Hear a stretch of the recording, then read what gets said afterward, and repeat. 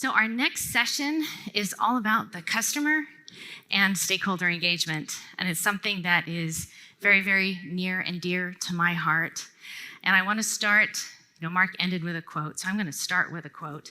A very meaningful quote that strikes at the heart of the relationship with the customer is, all of your customers are partners in your mission. And so we're going to explore that a little bit more. And so I am very, very pleased to bring up my panel. Carrie Bentley, she's the co-founder and CEO of Gridwell Consulting. She does a lot of things, all ISO. She is into market design, and she has built a very successful business in helping clients engage with the ISO. And then we have Eric Eisman. He's the director of FERC and ISO relations at PG&E. Happy to have you, Eric. I don't know if if I really need to do an introduction, since you're sort of a fixture in the industry. And then we have David Fuller, director of business development and origination at the Anschutz Corporation. We know you as Transwest Express, and so we're going to be talking about that. And then Jim Shandalov is Vice President of Origination at NextAir Energy Resources. So some of them followed instructions to wear the CAISO socks. I don't know if Carrie wore them. I think we're having a battle of the socks. Jim's wearing the NextEra socks, apparently. Eric's wearing them in his pocket. And David, you did a great job, so thank you for wearing the ISO colors. Well, thank you to all of you for joining me. I'm really thrilled to have you here. And so I wanted to first start with maybe each of you telling a little bit about what your company does and what your top priorities are, so we kind of get a sense as to what you're focused on right now. So I'm going to have each of you answer that question. I'll start with you, David. Can we start? Yeah. Yeah, so Transwest Express is a 3,000 megawatt transmission line from Wyoming to the CAISO. It is fully permitted. We've got 100% of the right of way, and we're now working on integrating that transmission into the CAISO. We're also developing a large wind farm in Wyoming through our power company Wyoming affiliate. Our priorities are to integrate the line into the CAISO, to contract our Wyoming wind, and to construct our projects as quickly and as responsibly as we can. So those are simple goals. Attaining them is rather it's a complicated. challenge, yes. And I know it's been a big undertaking. It is a big undertaking, and it takes many years, and we'll get into talk that. about Yes, that. exactly. Yeah. All right, thank you. So Eric. Yeah, thanks, Joanne, for inviting me to be on this panel. I'm pretty confident PG&E doesn't need to be introduced to this group. So our priorities include safety, reliability, affordability, decarbonizing the grid. So with respect to affordability, with the CAISO and this group, we need the market to work because it could really affect customer costs. We need, as we come to the finish line with EDAM, it really needs to work for our customers and, quite frankly, for all electric customers around the West. With respect to some of the other priorities of PG&E, we're spending something like $9 billion this year on our grid. That's a lot of money. And it's for things like wildfire mitigation, replacing old equipment, building new transmission projects that have been approved in CAISO transmission plans, and interconnecting all the new resources that are coming online, solar, wind, storage. And so those are some of our priorities in a nutshell. Thanks. Yep, thanks, Eric. So while we're on the topic of PG&E, as you mentioned, you do everything with ISO. You interact, across from operations to settlements to policy to transmission. You do it all. But in terms of, you've been talking about retirement for a long time. And it seems to me like Fong has beat you to that race. Maybe too. Yeah. So I did want to acknowledge Fong. Everybody knows you've been a pioneer in the industry. You've really made a big difference for procurement in that space. And you've just been an amazing individual at the ISO. So for everybody here in the room, I just want to acknowledge Fong's going to be sorely missed. I don't think you're going to miss the heat waves, obviously, but I would like, he's retiring. We're going to miss him. He's just been a great mentor to many of us, and so we wish you well, Fong. So please give Fong a round of applause.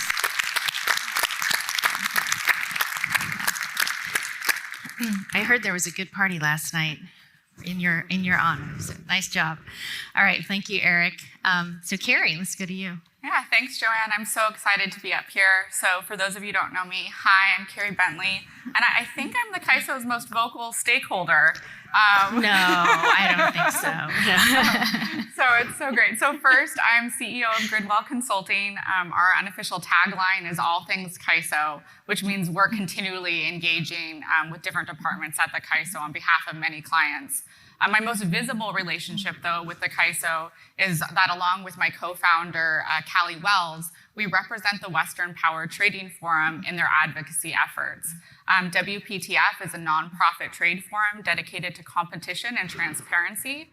So practically speaking, what that means is that Callie and I are in every single CAISO meeting and behind the scenes advocating for better market rules, stronger price signals, a more transparent market. And I know that sounds simple, competition and transparency. If you believe in markets, I have an easy job, right? But the reality is there's a lot of competing priorities. There's competing priorities at the CAISO among the lawyers, the engineers, the economists there. There's competing priorities at each of our companies. And all those priorities are really valid. And I think that's what makes the stakeholder process so challenging, but also so interesting. So I'm really excited to dig in more. Great, thanks, Carrie. Yeah, we have a few meetings at the ISO, I have to admit. Yes, just a few. And Jim. Hi, so Jim Chandler with NextEra Energy. A lot of you in the room know NextEra. NextEra Energy is the world's largest generator of energy from the wind and sun, and a leader in battery storage. Here in California, we own and operate about 3,000 megawatts of wind and solar generation and about 1,000 megawatts of batteries. So we're proud to have been able to help with the heat wave this past summer. NextEra Energy recently announced a Real Zero initiative, and we're the first company to do so. And what that means is decarbonizing our entire fleet by the year 2045, getting all Scope 1 and Scope 2 emissions out of our portfolio, and then take that expertise, offer it to the rest of the utility sector, the power sector in the US, and ultimately help the whole US economy decarbonize by 2045. So that's a national priority for us. Here in California, key priorities as it relates to the California ISO are faster transmission build, more transmission build, and addressing deliverability so that resources can count for capacity and creating more deliverability. Thanks, Jim. Yeah, there's a lot of chatter right now about transmission, so lots of good conversation in that space. I know you guys are really busy, so Absolutely. Thanks again for joining us. So now I want to switch gears just a little bit. Yesterday we talked a lot about the extended day-ahead market. Carrie, you sort of alluded to we had a lot of meetings at the ISO, and so this year we were very focused on developing our draft final proposal. We started the year out with a number of working groups, which was sort of a new concept to our stakeholder process. And it really was based on stakeholder feedback of how we can improve our stakeholder process. And so I know we had the working groups, there were a lot of meetings, and we are now currently very close to a final proposal. And I think that whole process, really has resulted in a much more meaty proposal. And so I want to ask you, Carrie, you were very involved in that whole process. What worked well, and what are some of the areas that we can still fine-tune? Sure. So first of all, I was one of the main advocates for working groups. For those of you who don't know, the difference between a working group and meeting and CAISO speak is you can have a working group without a paper. So their official initiative process typically has this very long paper, and then you have to read it within a week, and then you go and you don't talk about it. A working group really allows the CAISO to be more nimble and have either presentations come up only a couple days before or even day of, and allows them to pivot quite quickly. It also allows them to have a higher volume of meetings. So there are pros and cons, I think, with the working group structure, but I think we were able to get through as a stakeholder community an enormous amount of material very quickly. I think that the hard part where the stakeholder process still struggles a little bit, in particular to EDAM, is that when you are having a design so large in EDAM and you are trying to get so many different stakeholders' inputs, who do you listen to more? Does everyone have equal access to the CAISO? And something like EDAM, where you are trying to attract utility customers to a new program, and that's very clearly a priority. Elliot talked about this a couple days ago. You have to design it to attract utilities, or you don't have an EDAM. You want to knock off that C on the CAISO, but you also don't want to knock off that I. You have to maintain your independence as an independent system operator. At the same time, you're trying to attract a specific customer class. And I think that's something that the CAISO has had to walk a very fine line on. And you could see that through the stakeholder process, making sure that everyone is in the room, everyone is getting equal information. And I will be frank, and they've struggled a little bit, they wobbled from the line. But I think in the end, we have come out with this result where everyone at least has been able to participate and, give their views. They might not be agreed with, but at least I feel anyway that everyone felt listened to, and at least this is a good first step from all parties, not just the utilities or EIM entities. Yeah, it's a challenging sort of balance, right? But I think striking that balance is key, and I think we sort of, I hope, got there, right? And I think the stakeholders, it's all about stakeholder inclusivity and making sure we do hear everybody. And that can be challenging. But we appreciate all the work that all the stakeholders did to help get us there and help us work through that. So thank you. So what about you, Eric? You're very engaged in all of our policy development. And so what are your thoughts on the EDAM cycle and how that went? So like Carrie, I'll also give a thumbs up to the working group process for an initiative like EDAM, and in the future when you have these monster initiatives. I think the working groups are really a good, productive way of starting the process. So we appreciated the opportunity to present at a couple of them. So it was done well, and then it's evolved into a lot of online meetings and a handful of in-person meetings. I know there's one scheduled on Monday in Rancho Cordova. We'll be there. I'm sure Carrie will be there. It's worked pretty well, I'd say, but certainly not perfectly. As Carrie articulated, you got a lot of people involved, and you've had literally hundreds of questions. And at times I hear from the PG&E team, yeah, they've done really well responding to the questions, and other times maybe not quite as well. You get a good grade, but not a great grade on that. I'll take a B+. That's fine. Maybe just a B. All right. So you got a lot of stakeholders. So we recognize that it's a lot of work, and kind of kudos to the team for trying to keep it under control, and we're getting pretty close. One thing I'll laugh about, Carrie and I were talking about this yesterday, is if there's any particular design element in EDAM or any other market design initiative, and WPTF doesn't like it and PG&E doesn't like it, it's probably not going to work. So just remember that. I think Anna McKenna's in the room. She's probably taking notes right now. I hope so. Yeah. I hope so.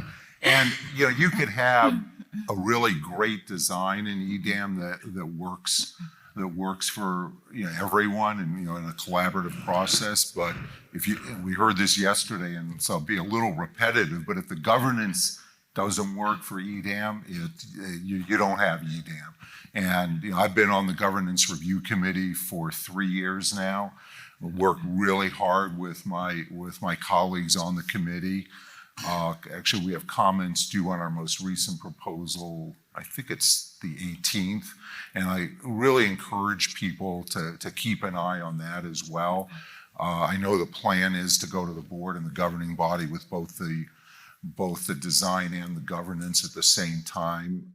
And with my GRC hat on, if you have questions or feedback, please give it privately or out here after during the break. Always interested. And I'll just note finally with PG&E, we're a participating transmission owner in the balancing authority, so we're in your markets no matter what. All the markets, the EIN, the EDAM for folks outside of the balancing authority is voluntary. It's not voluntary for PG&E. We're going to be with you, working with you constant every single day. Yeah. Thanks. And we appreciate that partnership. So just to touch on what you said a little bit earlier about the number of meetings, we can't replace in person, with Zoom, and we've done a large part of our stakeholder meetings on webinars and online, and so we're hoping that next year we'll be able to bring back more people to the ISO facility and have more in-person meetings. So what do you guys think about that? Yeah? Okay. So We'll be there. we're counting on that. All right, so let me switch gears a little bit again. Elliot talked about our 5-year strategic plan, and one of the key pillars of that plan is focused on supporting our customers, effectively engaging with very diverse stakeholder community. And one of our key strategies in this space is making sure that we're transparent about market results and data. So I'm going to start with you, David. In terms of transparency, what are some of the things that are really important to you? Well, we applaud the 20-year transmission outlook. We think that in planning for long distance, big transmission infrastructure, 20 years is not really that long of a time. So we were delighted with that. But more importantly, we're also delighted with the subscriber PTO model, which is a new way to integrate transmission into the CAISO. And I have to say the people at the CAISO have done what they said they were going to do. They've collaborated with us. It's been a really good process, and we're very happy with it. That's great to hear. Yeah, I think the 20-year transmission plan, obviously we're seeing we need that longer lead time, right? And given the work that you've done with Transwest Express and the insurmountable time you've needed for that project. The two most advanced transmission projects that will bring power to California are both 15 plus years old. So if an action item comes out of the 20-year plan, we'd better get started on it Now, right away. Right, exactly. Because it's going to take that long. Yeah. And someone mentioned yesterday the federal lands in the West. It's a huge challenge. So we applaud the effort to start looking out farther, but that effort needs to be coupled with action. Yeah. If the amount of transmission specified in that plan is going to materialize. We need it now. Yep. Yes. Exactly. Okay, thank you.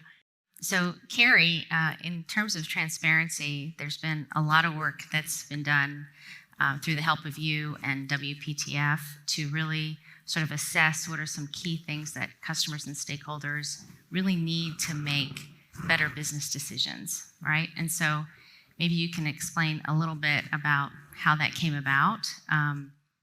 I think you were sort of a pioneer in helping us kind of see where we needed to go there. So what's your thoughts? Yeah, I'll just give a little bit of background on what you're talking about.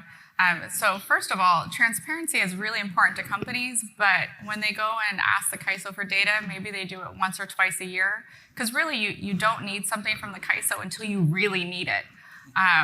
And so I think the CAISO was getting these requests from different stakeholders, But then I represent the Western Power Trading Forum, and that means I have over 50 members on my committee, and they're allowed to ask me anything about the CAISO. And one of the main things I get asked about is either where is this data located or what does this data mean? And often I couldn't answer the question, which meant I had these really important burning business needs that I would bring to the CAISO, and I kept bringing them, and eventually that evolved into a more organized structure where the CAISO has just incredibly prioritized transparency internally, and they said, let's get more organized about it.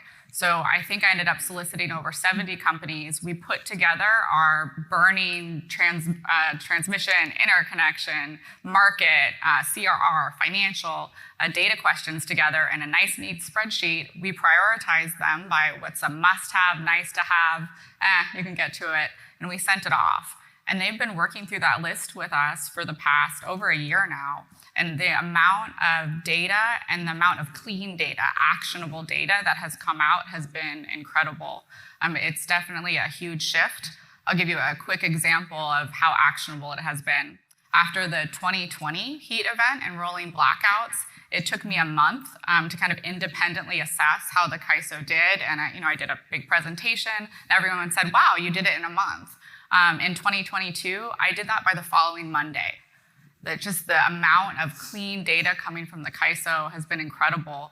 And so this is just something that I would just applaud you on. And I think it's a really good indication that the CAISO isn't just saying they believe in transparency, they are actually acting on that in a really great way. Great. Thank you, Carrie.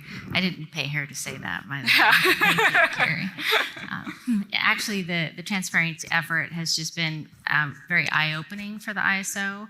And I think it goes back to, we really have to listen to our customers and stakeholders in terms of what's important to you. And so I think that's been very valuable. So one of the graphs that came out of that effort, that I think was very valuable during the heat wave event was the demand curve and the ability to sort of see when a demand response event was occurring on that graph, and people really gravitated to that. So I think the important thing, or that lesson I've learned, is that the stakeholder feedback is so important, right, and valuable for everybody. So to plug what we're doing a little bit, I mentioned the Energy Matters blog yesterday. And so our current story on the Energy Matters blog is about the transparency effort. So if anybody's interested in all of those things, you can go there and sort of learn some of the details and hopefully take advantage of those improvements. So thanks, Carrie. I appreciate the partnership there. It's great. So Jim, what about you in terms of, transparency and stakeholder engagement, especially on the transmission side? We've talked a lot yesterday about transmission. Elliot mentioned it in the strategic plan. What are your perspectives on how we're doing and where we need to go? Sure. I'd like to build on what Dave said. These major transmissions projects take a long time to plan. So Transwest Express has been 15 years in the making. So on a related note, as we go through the interconnection studies each and every year through the different clusters, we see some of the same upgrades identified year in and year out as reliability upgrades or deliverability upgrades. And sometimes they'll show up 5 or 6 years in a row in consecutive clusters. One example that I can think of without naming it by name, but we saw an upgrade show up in interconnection studies in 2016. And then just this year, we saw that project make it through the transmission planning process. It's out for bid now, and it's targeted to be built by 2028. So that's 12 years in the making for what is roughly a $500 million project.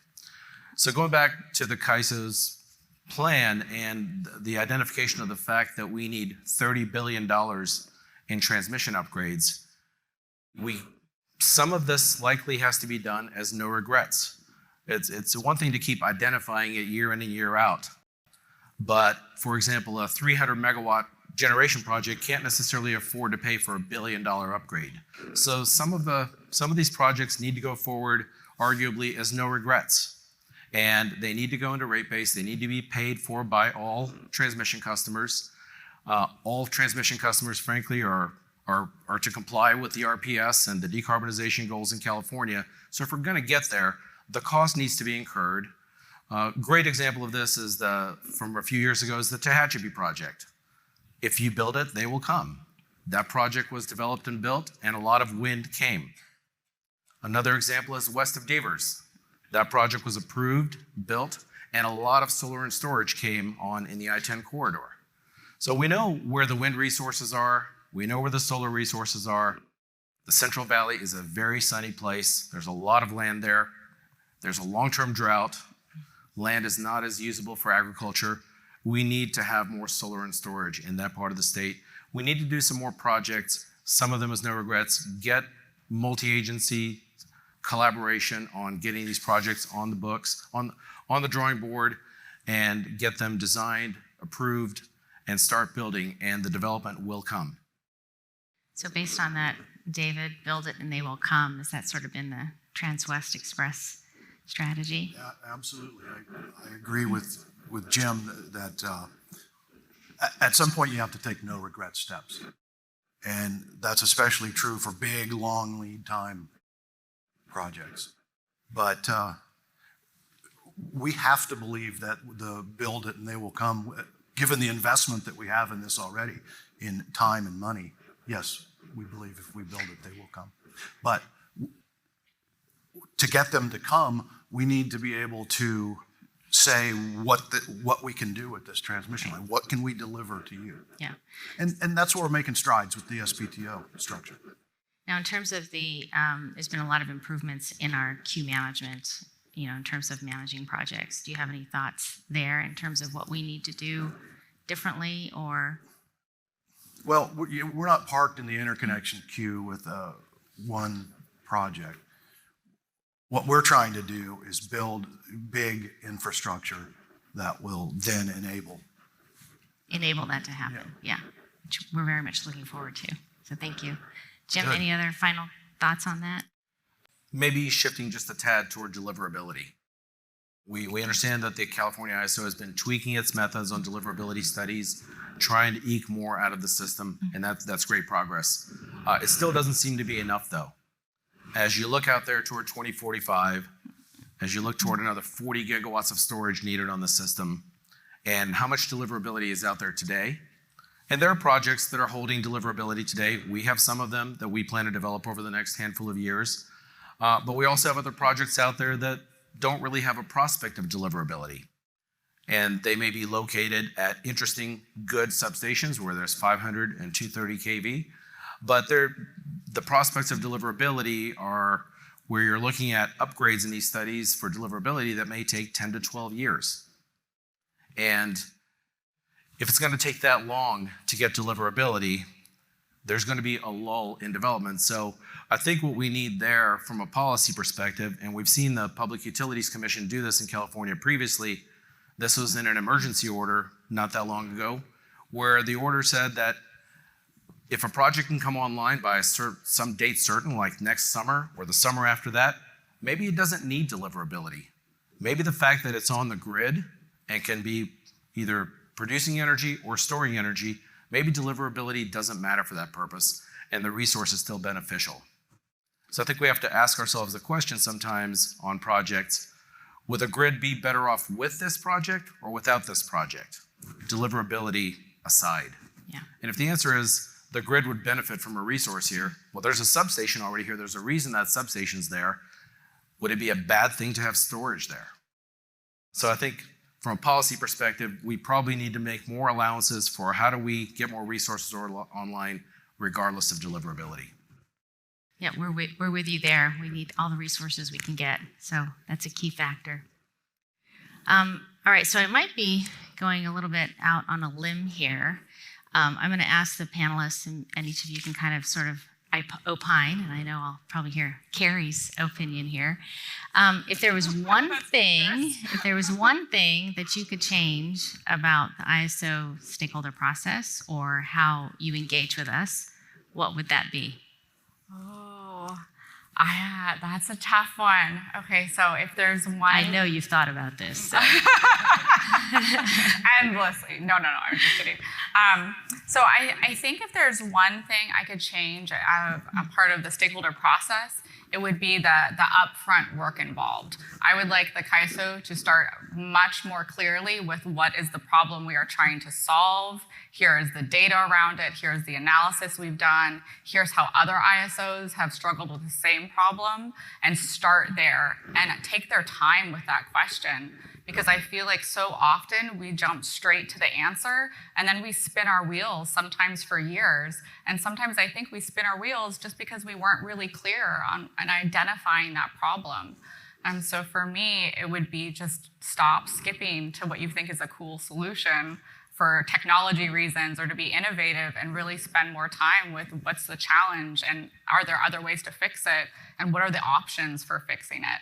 And to me, that would make a huge difference in your timelines and in the ultimate solution that you get to. Because yes, it's more upfront work, but you'll end up, I think, in a better place in the end. Well, I appreciate that feedback. And I know I have a great new partner in policy, which is Anna McKenna. And her and I are working together very closely to kind of look at some of those things. And I think we've already been making really good progress. The other aspect of it is, I think, about prioritization. And so we've really taken another look at, or will be taking a very hard look at, what are some of the key priorities we need to do in terms of meeting our strategic objectives. So I think that's going to make a big difference as well when we get to that sort of sweet spot of what's really important. I think I'll respond a little bit if you don't mind, since we have some time left. Yeah. And I know Eric probably wants to respond to this question too. Right. But yeah, I'll say that the hard I've part. opened a Pandora's box now. Yeah, no, I think you guys are in a tough spot because you're asked to do more and more and more. And I don't think, for example, your policy staff, your team has really increased in size enough to handle the increased workload and the increased obligation on the CAISO. And so until we get through that, and that struggle is pervasive throughout politics, throughout our industry, right? We have to account for climate change and the cost of that, and that's going to increase the cost of reliability. We have to meet our GHG goals and environmental goals, and that's going to increase costs. Well, the CAISO's costs are probably going to increase too. And I think that's a hard nut to crack, to say, yeah, we need more headcount, and where are we going to find the people? But until you do, you have to make this choice. Either we strictly prioritize things, and that's really hard, or we can maybe let our standards slip. Yeah. And so, yeah, I wouldn't want to be in your job. It sounds very hard. The good news is that we are bringing on some new headcount, and we're very excited.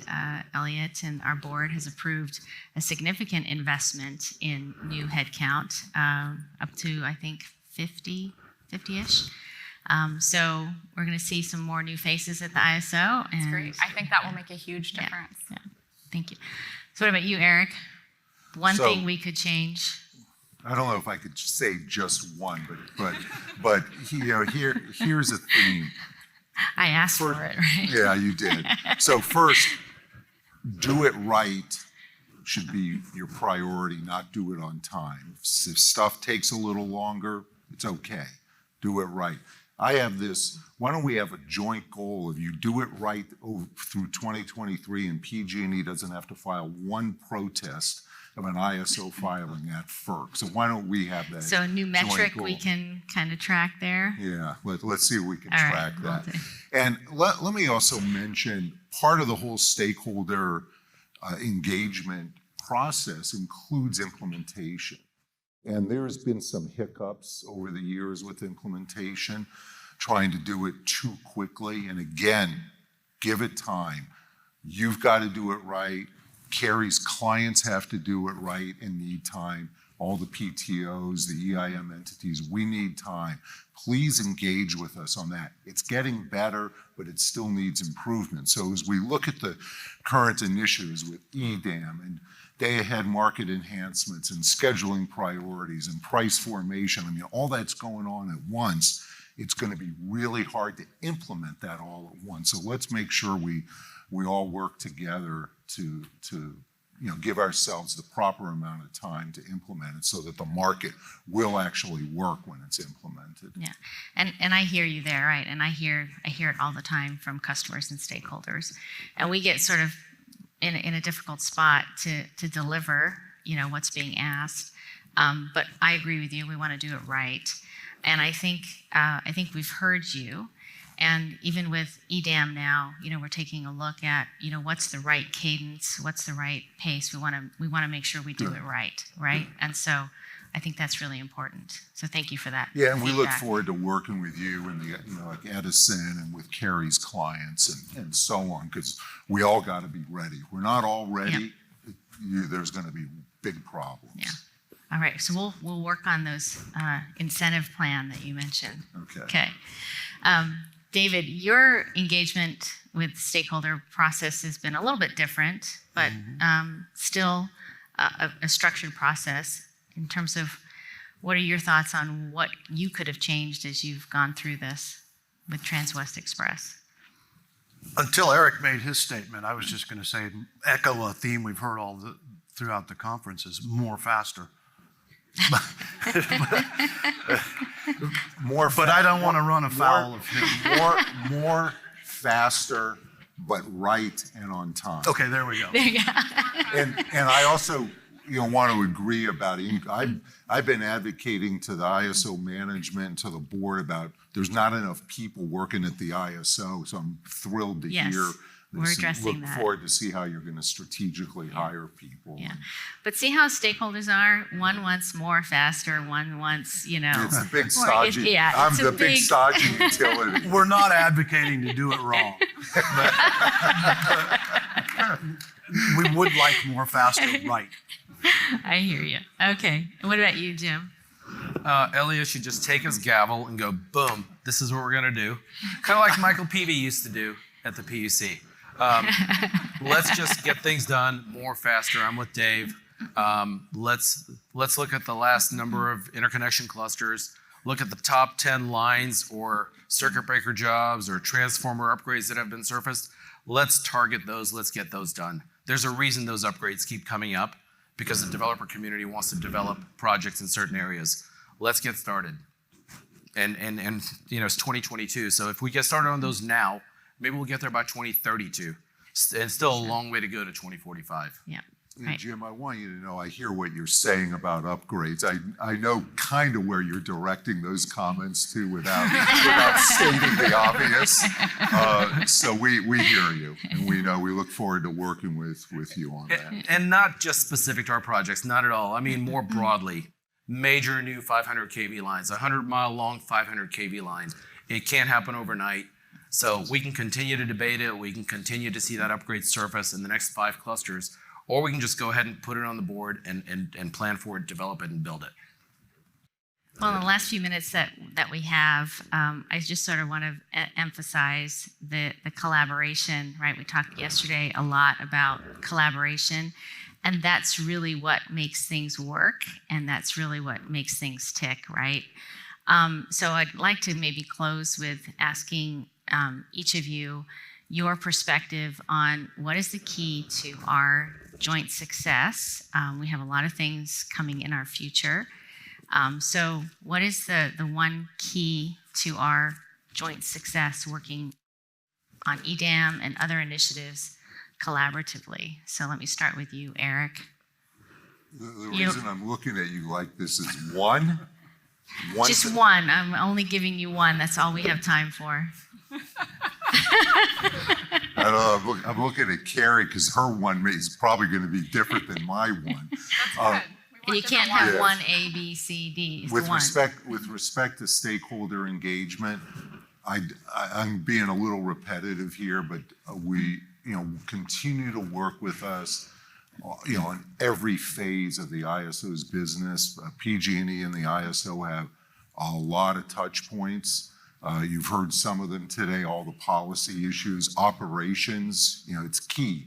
Just keep in touch with us. We're partners. The operations works really well. That's probably why I haven't had to mention it until right now, but we got the policy, we got the transmission planning, we got kind of the deliverability, interconnection issues that Jim's raised, metering.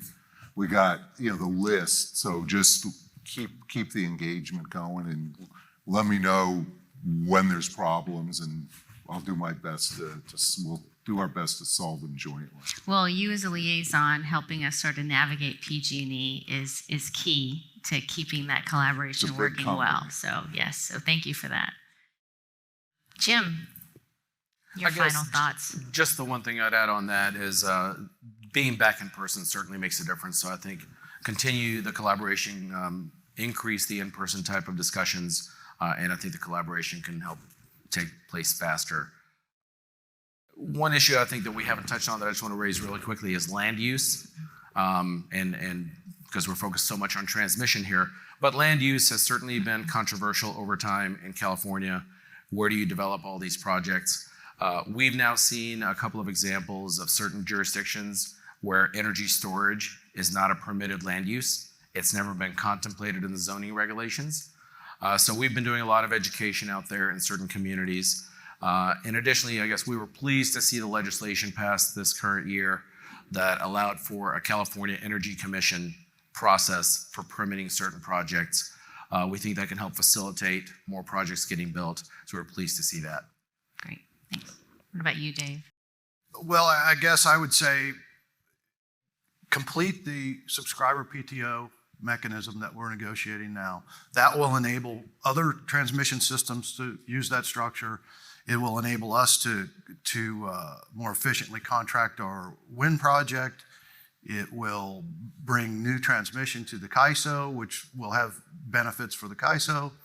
So if we can do that, I think that breaks loose a whole bunch of important things.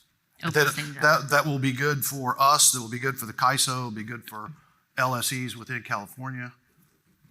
I think it will all benefit. Yeah, win-win. Going Looks forward. like a Yeah. good thing all around. Yeah. Okay, thanks. Carrie? I think I'll go slightly more existential with this one. And I think the one thing I'd say is that the CAISO should really hold on to that I in their name, that they should fiercely embed that in their culture a little bit more than it is today, because unless you have equal access to resources, equal access to CAISO staff, you don't really have a competitive market. And ultimately, the CAISO is supposed to ensure reliability through their market. And unless you have a fair market that has open access, non-discriminatory to all resource types, to all customer classes, I think you can't really say that you're an independent system operator. And so as you expand and as the market gets more and more complicated with these new initiatives, I think being more focused on that independence and making that pervasive throughout all initiatives, interconnection, market, RA, I think will really benefit everyone. So keep the I and drop the C. Yeah, keep the I, drop the C. Exactly. All right. Well, this has been a lot of fun. Great to spend time with you on this last day of the ISO Symposium. So I want to thank you, Jim, Carrie, Eric, and David. So thank you very much. And let's give this group a great round of applause, everybody. Thank you.